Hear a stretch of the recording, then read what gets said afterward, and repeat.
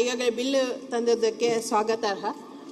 ಈಗಾಗಲೇ 75 ವರ್ಷ ಆದ ಕಟ್ಟಡಗಳನ್ನು ಎಲ್ಲ ಡೆಮೊಲಿಷ್ ಮಾಡಿ ಹೊಸ ಕಟ್ಟಡ ಕೊಡುವ ಹಾಗೆ ನಮ್ಮ ದಕ್ಷಿಣ ಕನ್ನಡದಲ್ಲಿ ಮಳೆ ಜಾಸ್ತಿ ಬರುವ ಕಾರಣ ಅದನ್ನೊಂದಲ್ಲಿ ಅನುದಾನಕ್ಕೆ ಸೇರಿಸಿಕೊಳ್ಬೇಕು.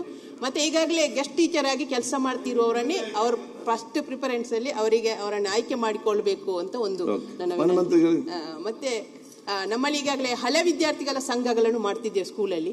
ಆ ಹಳೆ ವಿದ್ಯಾರ್ಥಿಗಳು ಕಾರ್ಯಕ್ರಮ ಮಾಡುವುದಕ್ಕಾದ್ರೂ ಆ ಶಾಲೆಯ ಆವರಣದಲ್ಲಿ ಅವಕಾಶವನ್ನು ಮಾಡಿಕೊಡ್ಬೇಕು ಅಂತ ಈ ಮೂಲಕ ವಿನಂತಿಯನ್ನು ಮಾಡಿಕೊಳ್ತೀವಿ. ಈಗ ಮತ್ತೆ ಒಂದು ಈ ಲ್ಯಾಂಗ್ವೇಜ್ ಬಗ್ಗೆ ಸಂಬಂಧಪಟ್ಟಾಗೆ ಮೈ ಸಜೆಷನ್ ಇದಕ್ಕೆ you should have one language lab ಅಂತೇಳಿ ಅದು ಹೈಸ್ಕೂಲಲ್ಲಿ ಎಲ್ಲಿ ಅದೊಂದು ಸ್ಟಾರ್ಟ್ ಮಾಡಬೇಕು. ಒಂದು language lab it's very essential. ಯಾಕೆಂತ ಹೇಳಿದ್ರೆ ನಮ್ಮ human resources not only for India, entire world we can give such strength India has got. ಈಗ ಇಂಗ್ಲೀಷ್ ಅವರು ಹೇಳಿದ್ರು, ಕೆಲವು ಕಂಟ್ರಿಯಲ್ಲಿ ಮಾತ್ರ ಇಂಗ್ಲೀಷ್ ಇರುವುದು. ನೀವು ಕೊರಿಯಾ ಹೋದ್ರೆ ಕೊರಿಯಾ ಬಿಟ್ಟು ಭಾಷೆ ಅವ್ರಿಗೆ ಗೊತ್ತಿಲ್ಲ, ಚೈನಾಕ್ಕೆ ಹೋದ್ರೆ ಚೈನಾ ಬಿಟ್ಟು ಬೇರೆ ಭಾಷೆ ಗೊತ್ತಿಲ್ಲ, ಜಪಾನ್ ಹೋದ್ರೆ ಜಪಾನ್ ಬಿಟ್ಟು ಅವ್ರಿಗೆ ಗೊತ್ತಿಲ್ಲ, ಜರ್ಮನ್ ಮಾತಾಡೋದಿಲ್ಲ ಗೊತ್ತಿದ್ರು ಕೂಡ. ಸೊ ನಾವು ಇಂಗ್ಲೀಷ್ ಕನ್ನಡ ನಾವು ಕಲಿಲೇಬೇಕು ಎಲ್ಲರೂ ಕೂಡ ಕಡ್ಡಾಯವಾಗಿ. ಕನ್ನಡ ಜೊತೆಯಲ್ಲಿ ಇಂಗ್ಲೀಷ್, ಜರ್ಮನ್ ಯಾವುದೆಲ್ಲ ಭಾಷೆ, ಫ್ರೆಂಚ್, ಸ್ಪ್ಯಾನಿಷ್ ಅಲ್ಲಿ ಹೋದರೆ ನಮಗೆ ಉದ್ಯೋಗ ಇಲ್ಲೇ ಇರಬೇಕು ಅಂತ ಅವಕಾಶ ಸಿಕ್ಕಿದೆ, ಅವಕಾಶ ಇದೆ. So think of this also, language lab where all language will be available to the students.